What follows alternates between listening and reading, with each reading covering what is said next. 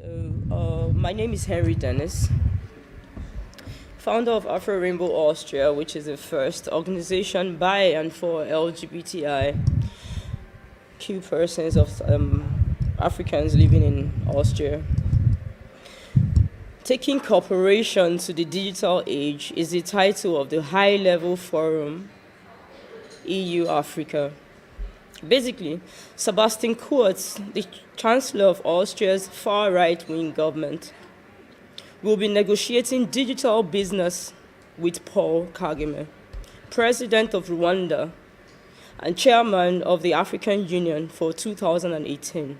And let's not forget, an ex-military ruler. My question is, what kind of deal are they going to negotiate when they want to move discussion, according to their program, beyond focusing on migration as a common challenge? Let's pay attention to the phrase, common challenge. Migration is not and has never been our common challenge. Migration has always happened and will always happen. This phrase is just another example of how the EU tries to cover up the mess that they themselves have created in African countries through exploitation from the colonial to the neo-colonial times.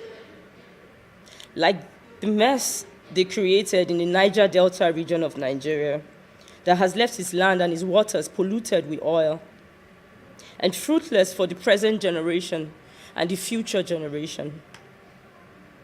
The homophobia that was and is still being exported to Africa as a continent. And let's not forget the mess the EU is currently causing in Cameroon by supplying weapons to a country at the verge of war. If you take a closer look at the program of the conference, it literally sounds like Austria meeting with the whole of the African continent to talk about creating sustainable jobs and cooperative with innovative African companies and startups. In this one-sided conference, this is completely ignoring the unequal power relation. Sounds very cynical at best. Let me ask two very simple questions. How can sustainable jobs be created when one of the key developments is migration and freedom of movement? What is Austria doing to empower the African community living right here in Austria? Further, I want to point out that this conference also marks the shift of focus away from human rights issues. The EU constantly and artfully ignores the rights of Africans and Africa to interact on an intact nature.